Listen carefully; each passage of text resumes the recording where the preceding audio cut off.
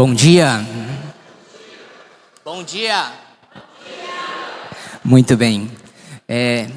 Eu vou fazer nesse momento a minha autodescrição. Nós temos presentes nesta manhã aqui na igreja alguns amigos que são de baixa visão, tudo bem? Então eu me chamo Gutenberg, eu tenho 33 anos, sou casado, sou branco, de cor branca, e estou vestindo nesta manhã um blazer azul, uma calça azul, uma blusa branca e uma gravata vermelha. Eu estou bem ao centro da plataforma. Do meu lado direito fica os instrumentos da nossa banda musical e do lado esquerdo nós temos um tanque batismal. Tudo bem? Acima de mim tem um telão onde estarei projetando algumas informações e eu irei ler para que todos possam acompanhar. Tudo bem? Todos são bem-vindos à casa do Senhor nesta manhã e nós vamos compartilhar junto com os irmãos nesta manhã um tema que eu acredito que é muito relevante para a nossa geração e talvez seja um inimigo silencioso da nossa igreja, mas que ao mesmo tempo ele é grandemente destruidor. E como tenho feito ao longo das minhas mensagens, quando tenho a oportunidade de pregar, as mensagens que compartilho sempre são reflexo de uma experiência que primeiro eu tive com Deus. Então, faço essa ênfase aos irmãos que a mensagem que aqui compartilho, primeiro foram lições que chegaram para a minha vida, que trouxeram para mim reflexões, reconhecimento de atitudes erradas e decisões para me esforçar em seguir um caminho melhor de acordo com a vontade de Deus. E é a partir disso que trago então esta mensagem para compartilhar com os irmãos. Eu gostaria de convidá-los a tomarem as Bíblias, aqueles que tiverem, e nós vamos para o livro de Atos, no capítulo 1, e vamos ler o que está descrito nesse texto da Bíblia, para que nós possamos começar a construir o nosso pensamento aqui. Atos, capítulo 1, nós vamos ler primeiramente o verso de número 8.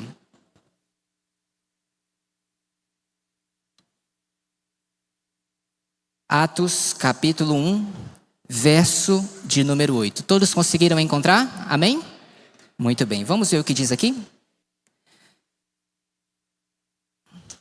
Mas recebereis poder ao descer sobre vós o Espírito Santo, e sereis minhas testemunhas tanto em Jerusalém, como em toda a Judeia e Samaria, e até aos confins da terra.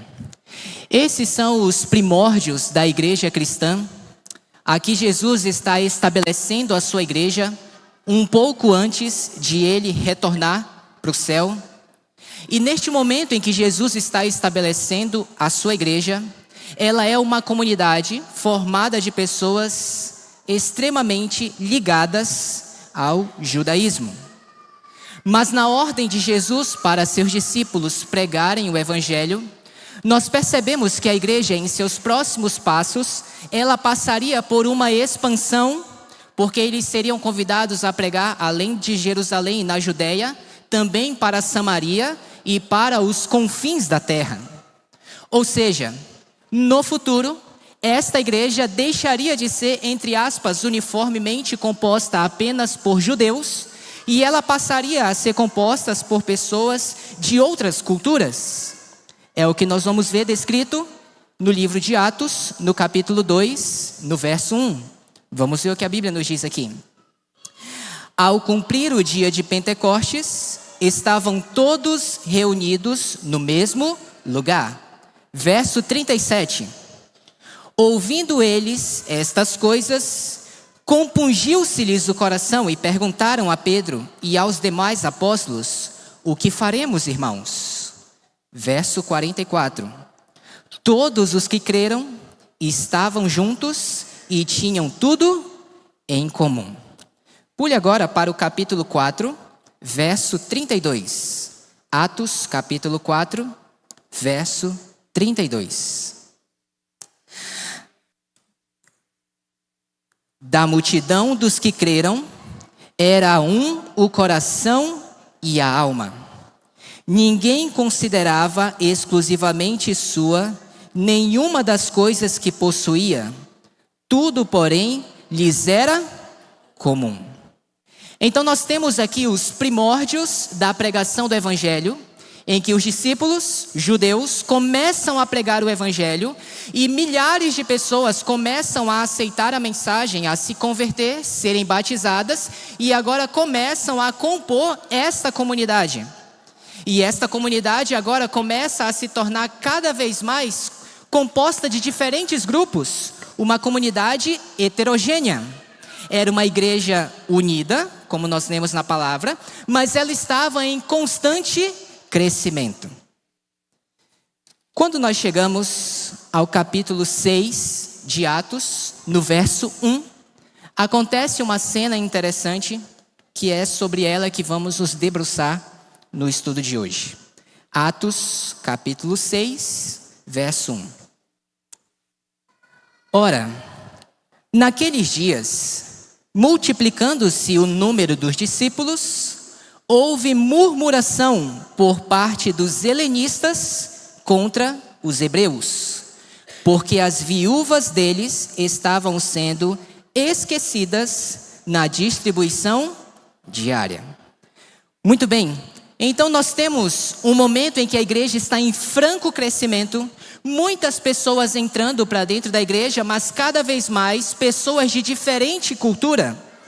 E então quando chegamos em Atos capítulo 6, apesar de a igreja estar desfrutando de muita unidade, a igreja enfrenta aqui agora um problema. E então o capítulo 6 de Atos, verso 1, diz que surge uma murmuração entre aqueles que estavam compondo a igreja. E o desentendimento foi entre os helenistas e os hebreus. Quem é este grupo?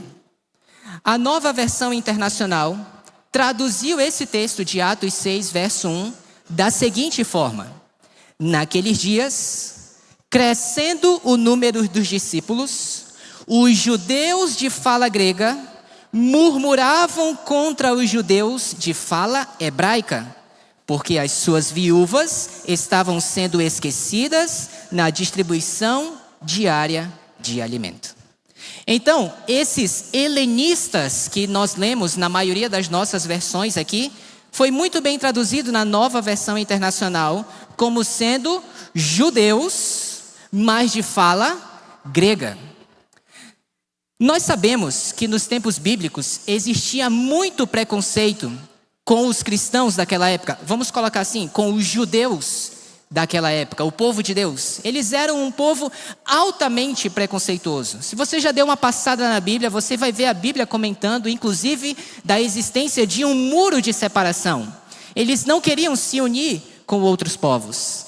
Existia oposição entre os judeus que viviam em Jerusalém, o povo escolhido de Deus, e qualquer outro povo.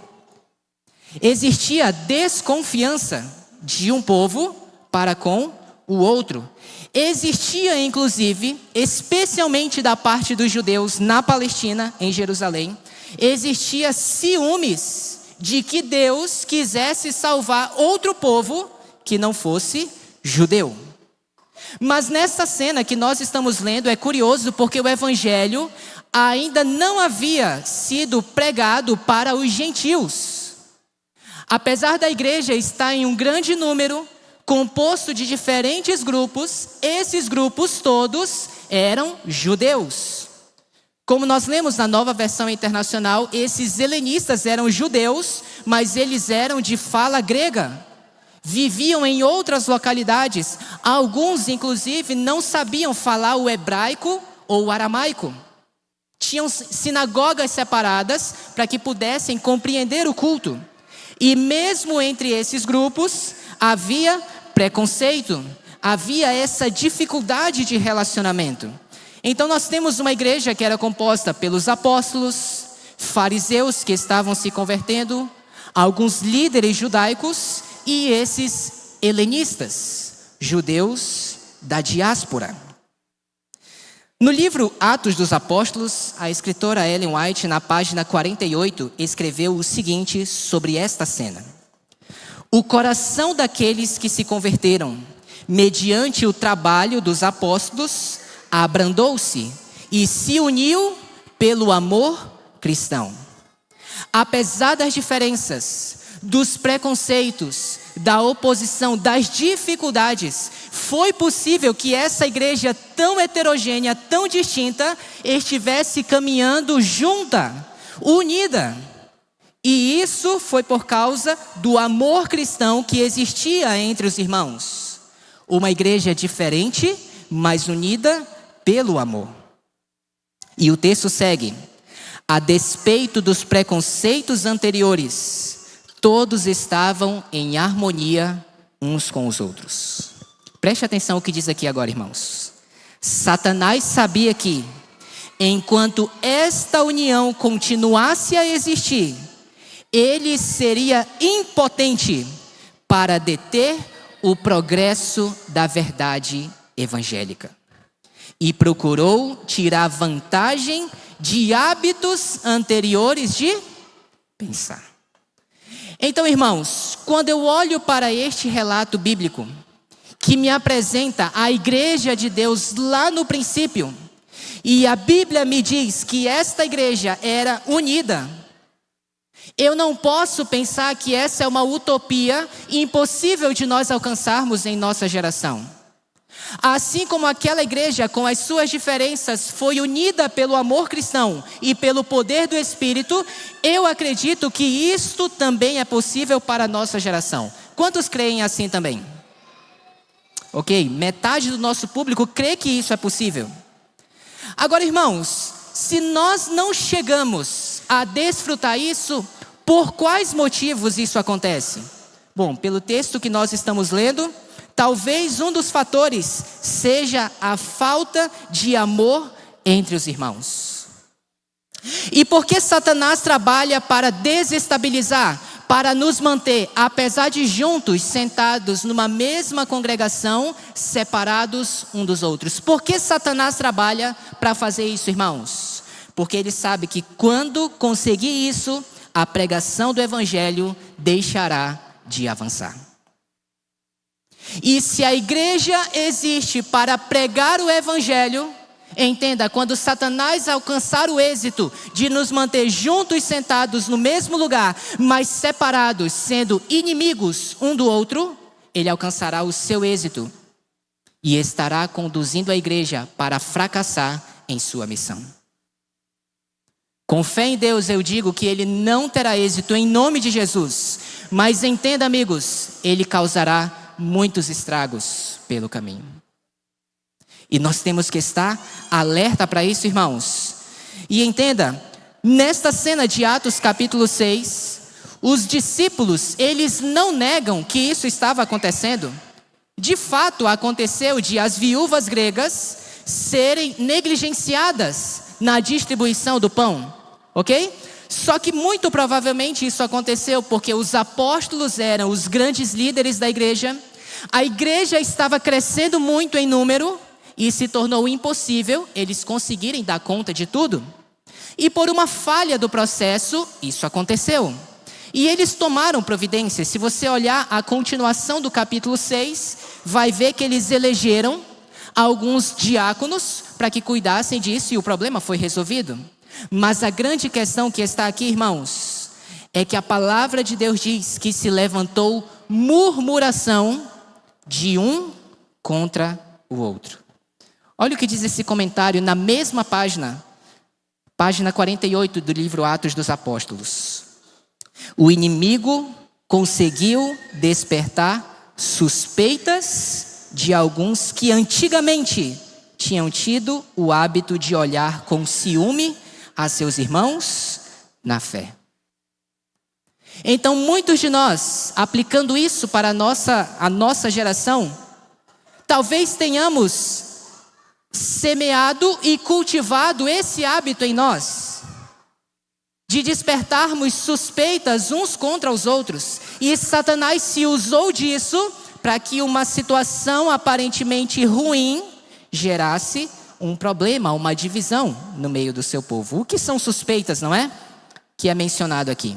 A suspeita é uma dúvida ou uma desconfiança sobre algo ou alguém, frequentemente baseada em indícios ou pressupostos, uma opinião vaga ou um pressentimento. Então perceba, irmãos, a palavra de Deus diz que houve murmuração, e Ellen White comenta que se levantou suspeita sobre os atos que os discípulos tinham cometido ou deixado de fazer em relação aos cristãos. Ou seja, começou-se a levantar na mente de alguns dúvida ou desconfiança sobre um fato que aconteceu. Isso é suspeita. E quando eu tenho uma suspeita negativa, nós calhamos justamente no título da mensagem de hoje, que são as ruins suspeitas.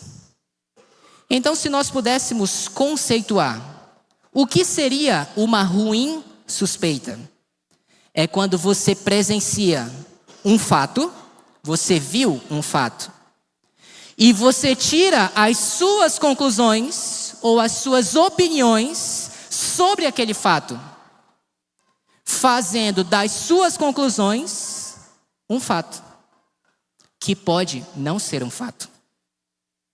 Você entendeu isso? Vou repetir para você. Você vê um fato, e você começa agora a tirar suas opiniões, suas suspeitas, suas desconfianças sobre o fato que aconteceu. E agora você toma as suas desconfianças e opiniões como sendo o fato. Só que isso pode não ser um fato. Na cena que nós lemos, qual foi o fato que aconteceu, irmãos? As viúvas gregas estavam sendo negligenciadas na entrega do alimento diário. Isso foi o fato. Qual foi a suspeita que se criou sobre este fato? Os discípulos não estão dando pão para ela porque nós somos gregos. Eles não estão dando pão para elas porque eles preferem as viúvas judaicas do que as gregas. O fato é, elas não receberam o pão. A ruim suspeita é, eles gostam mais dela do que de mim. Você compreendeu o que é uma ruim suspeita? É quando eu crio na minha cabeça uma interpretação sobre um fato, sobre algo que alguém fez. Olha o que diz, irmãos, no livro O Maior Discurso de Cristo, página 68. Comentando as ações e os motivos do outro, quem pode estar certo de que o que diz é a verdade? Quantas vezes o orgulho, a paixão, o ressentimento dão cores a uma impressão que foi transmitida a partir de um ato? Quando eu estava estudando esse tema, eu vi um pregador contando uma história que eu acho que ilustra muito bem o que estamos querendo passar aqui. Ele conta que um dia foi almoçar na casa de 2 amigos. E a esposa do amigo dele, ela estava um pouco acima do peso. E na casa deles, por ser um pouco menor, a mesa ficava mais encostada próximo da parede por causa do espaço. E quando eles foram sentar para almoçar, o esposo falou assim: vamos afastar a mesa um pouco da parede? E a esposa virou para ele e falou assim: você está me chamando de gorda? O que é isso, irmãos? Ruim suspeita. Qual foi o fato? A fala dele para afastar a mesa da parede. Qual é a ruim suspeita? É ela chegar à conclusão de que a fala dele queria dizer o que ele não disse. Ele podia, nas entrelinhas, estar querendo dar um recado para ela de que ela estava gordinha? Ele podia estar fazendo isso, mas que certeza ela poderia ter de que essa era a motivação dele? E esse é o grande problema da ruim suspeita, porque nós somos uma igreja imensa, composta de pessoas diferentes e de cultura diferente, e este é o mesmo risco que nós corremos, de ver o irmão cometer um ato e eu criar minhas interpretações sobre a motivação do irmão para fazer aquilo que ele fez. E assim como isso causou divisão sobre a igreja do primeiro século, isso também pode causar divisão na gente. E por que Satanás quis fazer isso, irmãos? Porque ele sabe que uma igreja dividida não vai avançar na pregação do evangelho. E é isso que ele quer que aconteça com a gente.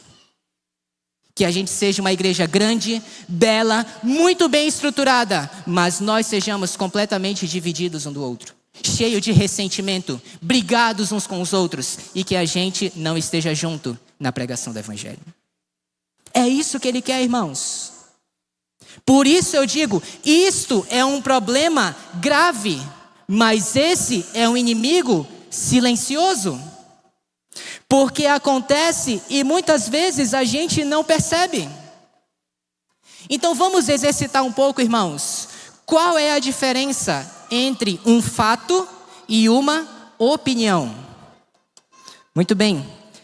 Este púlpito é de acrílico, eu acho. Mas vamos supor que é, tá bom? Este púlpito é de acrílico. Isto é um fato ou isto é uma opinião? É um fato. Este púlpito é bonito. Isso é um fato ou uma opinião, irmãos? O Gutenberg, o pregador aqui, é bonito. Isso é um fato ou uma opinião? Mãe, um fato. Digão, me protege. Isto é uma opinião. Apesar de que a maioria, mamãe e minha esposa, concordam. Ok? Vamos ver esse exemplo, irmãos. O irmão sempre chega um pouco depois do horário na igreja. Ele faz isso para as pessoas o verem chegando com essa roupa bonita na igreja.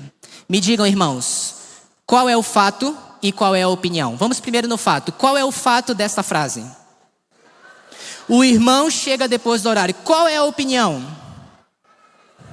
Ele faz isso para o pessoal ver ele chegando e desfilando aqui no corredor com a roupa bonita dele. Como nós chamamos isso? Ruim? Suspeita. Como nós podemos ter certeza que esta é a motivação para o irmão ter chegado naquele horário? Eu posso estar certo? Posso. O irmão pode estar fazendo isso para se mostrar? Pode. Mas que certeza eu tenho que ele está fazendo isso por causa disso? E se não tiver? Isso começa a criar no meu coração um sentimento ruim contra o irmão. E às vezes o irmão inocente chega lá e fala assim: vamos se juntar para fazer um trabalho. Você tem ódio do irmão já no coração e você nem quer olhar para a cara dele. Tu não é crente direito? Não quero. O irmão sempre chega um pouco depois do horário na igreja. Ele não está bem espiritualmente e não tem compromisso com Deus. Qual é o fato, amigos? Ele chega depois do horário. Qual é a ruim suspeita? Ele não está bem com Deus. Isso aconteceu um dia desse. O rapaz vinha para cobrir um evento, ia ser o mídia e ele chegou atrasado. Depois ficamos sabendo, o pobre bateu o carro. E por isso chegou atrasado. Então se eu não pergunto, se eu me acostumo a facilmente suspeitar ruim, o que eu vou pensar do rapaz? É um irresponsável. Não tem compromisso com Deus. É desrespeitoso. E isso vai deixando a gente cada vez mais distante um do outro. O irmão só vem com esse tipo de roupa para a igreja. Ele faz isso para se exibir. Ele é metido a rico. Você consegue discernir aqui qual é o fato e qual é a opinião? Qual é a ruim suspeita? Está vendo aquele irmão falando com o pastor? Ele está bem falando mal de alguém. Ele tem mania de fazer isso. Qual é o fato aqui, irmãos? Ele está falando com o pastor. Qual é a ruim suspeita? É eu lá do meu lugar, imaginar, ter uma opinião sobre o que a pessoa está falando. E para mim isso vira um fato. Aí eu já comento com o meu melhor amigo. Aí a gente já sai do departamento e sai do grupo. E já divide a igreja, irmãos. Será que essas são coisas palpáveis que acontecem na nossa geração? Está vendo aquele irmão? Ele gosta de se promover. Por isso está ali falando com o pastor, para se fazer de importante. Está vendo que o irmão trocou de carro? Viu que ele nem colocou isso no filme? Ele faz isso para se mostrar, para as pessoas verem ele desfilando no carro novo. Qual é o fato, irmãos? O irmão trocou de carro. Outro fato, ele não colocou isso no filme. Mas que certeza nós podemos ter que a motivação do irmão para ter trocado de carro e não colocar isso no filme é essa aqui. Mas vocês percebem que muitas vezes a gente está altamente treinado a fazer isso? Altamente acostumado a fazer esse tipo de coisa? E qual é o efeito disso, irmãos? É estarmos cada vez mais separados um do outro, criando ressentimento. E Satanás fala: vai, querida, é desse jeito que eu gosto. Viu que o irmão trocou de carro? Viu que ele colocou isso no filme? Agora esse colocou. Ele faz isso para se esconder e fazer coisa errada por aí. E assim vai, irmãos. Tem um monte aqui, eu vou passar por causa do tempo. Olha o que diz aqui, irmãos. As ruins suspeitas que as pessoas podem ter sobre minhas ações não é desculpa para que eu não investigue as motivações dos meus atos. Opa, então agora vamos tocar aqui no outro lado da moeda, ok? Porque não é porque as pessoas podem pensar mal de mim que eu não vou investigar as motivações dos meus atos. Será que eu estou deixando para chegar depois na igreja para de fato as pessoas me verem? Será que eu estou indo falar com o pastor só porque ele é o pastor e eu quero também me ter como importante na igreja? Então é necessário nós também fazermos essa avaliação sobre os motivos dos nossos atos. Eu queria convidar você agora a abrir a sua Bíblia. Na verdade, esse primeiro texto eu vou colocar aqui. E depois nós vamos ler um texto na Bíblia, tá bom? Mateus capítulo 7, verso 1 e 2. Mateus capítulo 7, esse texto está aqui na tela e eu vou ler para que todos possam acompanhar, tá bom? Mateus 7, verso 1 e 2 são palavras de Cristo. E ele fala assim, ó: não julguem, para que vocês não sejam julgados, pois com o critério com que vocês julgarem, vocês serão julgados. Então muitas pessoas olham para esse texto e elas falam assim: tá vendo? Ninguém pode falar nada do outro. Cada um cuida da sua vida. Jesus está falando: não julgue. Agora abra na sua Bíblia, João capítulo 7. João capítulo 7.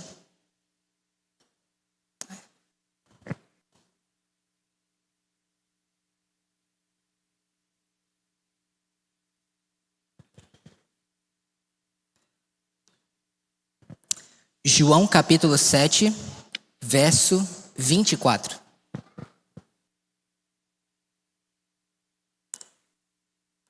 Jesus também falou assim, irmãos: não julgueis segundo a aparência, e sim pela reta justiça. Então em Mateus Jesus fala: não julgueis. Aqui em João ele fala: não julgueis segundo a aparência, mas segundo a reta justiça. Nós podemos julgar sim ou não, irmãos? A resposta é sim. Mas tem a forma certa de julgar, irmãos. Como é que nós não devemos julgar? Jesus falou em Mateus: não julgue. E aqui em João ele explica: não julgueis segundo a aparência. Então eu não posso julgar algo porque parece que foi aquilo. Parece que o irmão fez por causa disso. Parece que ele não fez por causa daquilo. Porque este julgamento, ele é falho. Jesus sofreu isso porque os fariseus viram os discípulos lá na seara colhendo espigas. Este foi o fato. Qual foi a ruim suspeita? Jesus não respeita o sábado. Eles viram o paralítico carregando a cama depois de ser curada. Este foi o fato. Qual foi a ruim suspeita? Você não respeita o sábado e Jesus está jogando a lei por terra. Isso cria problema e separa a igreja. Isso pode criar, irmãos, uma guerra. Isso quase aconteceu, nós não vamos ler aqui, mas no livro de Josué, no capítulo 22, isso quase aconteceu, irmãos. O povo estava tomando posse da terra. Não sei se você sabe, mas algumas tribos ficaram do lado daqui do Jordão, enquanto o restante do povo atravessou. E eles ficaram aqui e fizeram um altar para eles. O povo veio de lá para fazer guerra contra eles, porque entenderam que aquele altar era porque eles estavam abandonando o Senhor. Ia acontecer uma guerra por causa de ruim suspeita. E então eles chegaram lá e o povo de Deus explicou: a gente não fez isso para abandonar o Senhor. É para que no futuro os nossos filhos lembrem que nós somos do povo de Deus. E os seus filhos no futuro vejam esse altar e saibam que a gente serve o mesmo Deus. Então, querido, tenha muito cuidado quando você for abrir a boca para falar sobre aquilo que não é fato. Assim como Pedro, que andava do lado de Cristo, nós podemos também estar sendo usados por Satanás para atrapalhar a igreja de Deus. E eu acredito que você, como um cristão racional, não deseja isso na sua vida. Então nós temos que estar atentos. Queridos amigos, qual é o efeito sobre a igreja das ruins suspeitas? Já falamos um pouco sobre isso. São apenas alguns textos para nós fecharmos aquilo que estamos abordando no estudo de hoje. No livro Para Conhecê-lo, página 149, nos diz assim: para você saber, há mais de 80 textos no espírito de profecia falando sobre ruins suspeitas. Este é um deles. Não há meio mais seguro de nos enfraquecer nas coisas espirituais do que sermos invejosos, suspeitosos uns dos outros, cheios de críticas, de ruins suspeitas.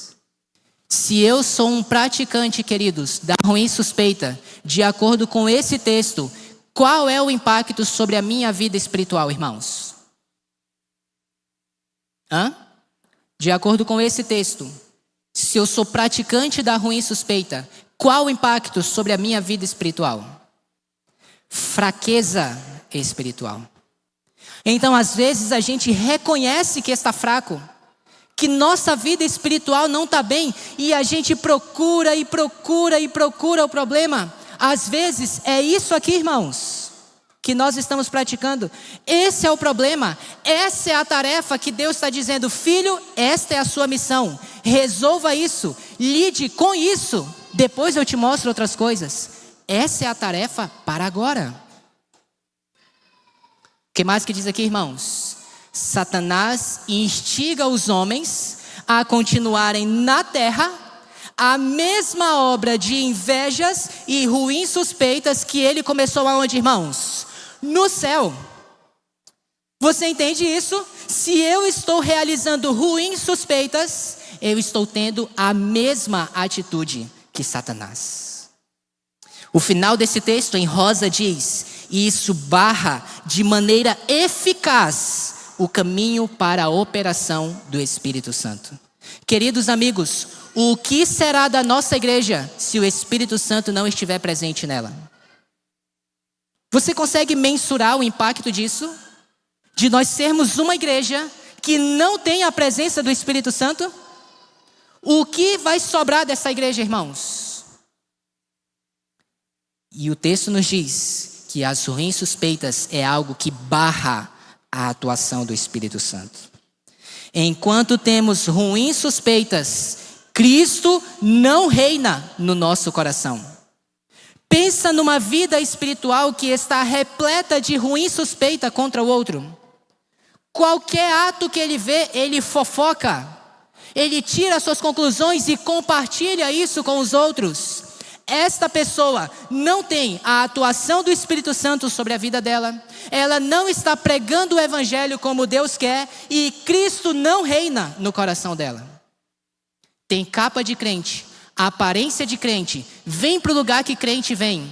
Tem a Bíblia e a lição que o crente tem, mas ele não é crente.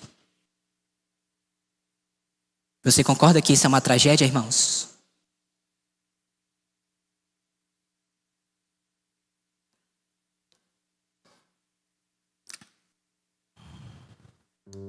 Quando estáis reunidos uns com os outros, guardai as vossas palavras. Se cai uma palavra que seja prejudicial ao caráter de vosso inimigo ou irmão, não animeis o comentário maldoso.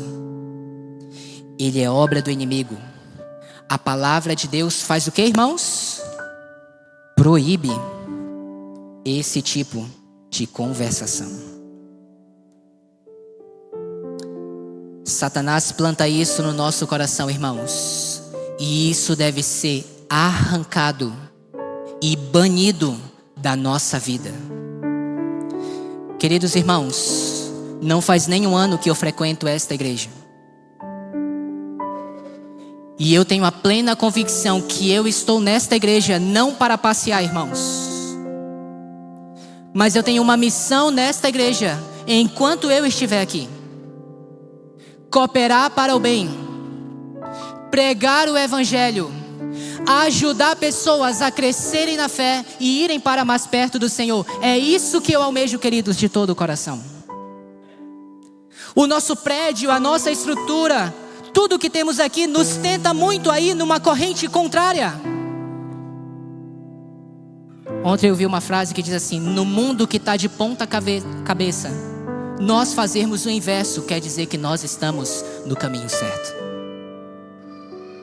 Se esse é o costume do mundo, irmãos, e se talvez esse costume faz parte da nossa vida, o convite do Senhor para cada um de nós nesta manhã é que nós tomemos uma decisão e façamos um pedido a Deus para que Ele arranque isso do nosso viver. Para que se um dia nós estivermos em uma roda de conversa em que se comece comentários maldosos, ruins suspeitas, que nós sejamos aqueles que nos calemos, que saiamos de perto. Que Deus nos livre de sermos o conduto daquele que separa a igreja de Deus, que mina a igreja de Deus nas suas bases. Eu desejo ser visto pelo céu como aquele que coopera para o reino. Esse é o desejo do seu coração também? Você gostaria de ser visto assim também por Deus? Você gostaria de tomar nesta manhã uma decisão, pedir ao Senhor que Ele arranque este hábito da sua vida? Ou que Ele arranque isso que às vezes a gente faz por acidente? Você gostaria de pedir isso ao Senhor neste momento? Em João capítulo 17, verso 11, Jesus orou assim, irmãos: para que eles sejam um, assim como o Pai e eu somos um, que nós, o povo de Deus, possamos ser, e que as nossas decisões individuais possam cooperar para isso. Se esse é o desejo do seu coração, se você gostaria de pedir isso ao Senhor neste momento, eu gostaria de convidar você a ficar em pé agora e vir aqui à frente, pois nós vamos fazer uma oração especial por este motivo, para que Deus nos ajude a nos libertarmos, para que Ele nos guarde de um dia sermos o veículo de uma ruim suspeita, mas para que nós possamos ser cooperadores, colaboradores da união do corpo de Cristo, para que Ele possa contar conosco, para que essa semente não se manifeste em nosso meio. Grandes bênçãos virão da parte do Senhor a nós, quando o seu povo pôr a verdade conceitual em prática na sua vida. É isso que eu desejo. Vamos orar e em seguida nós vamos cantar para encerrar. Senhor nosso Deus, Pai querido, bom é o Senhor que revela a nós os nossos defeitos de caráter. E por amar a esta igreja, o Senhor revela para nós pontos em que temos falhado, para que o Senhor possa nos limpar, se assim permitirmos, e a Tua imagem possa ser mais claramente refletida em nós. Nós queremos nesta manhã decidir ser cooperadores do Teu Evangelho. E não queremos mais ser aqueles que levantam, pensam ruins suspeitas, que espalham comentários maldosos ou estimulam isso. Mas sabemos que somos frágeis e falhos, Senhor. Por isso nós estamos orando para pedir ao Senhor que faça esta obra em nós. Nós queremos ser vistos pelo céu como aqueles que estão refletindo o caráter de Cristo, como aqueles que estão trabalhando para moldar o seu caráter para o reino dos céus. Nós queremos ser semelhante ao Senhor. Faz este milagre na nossa vida. Nós estamos pedindo ao Senhor porque confiamos que tens poder para isso, e confiamos que é o único que pode operar o nosso caráter.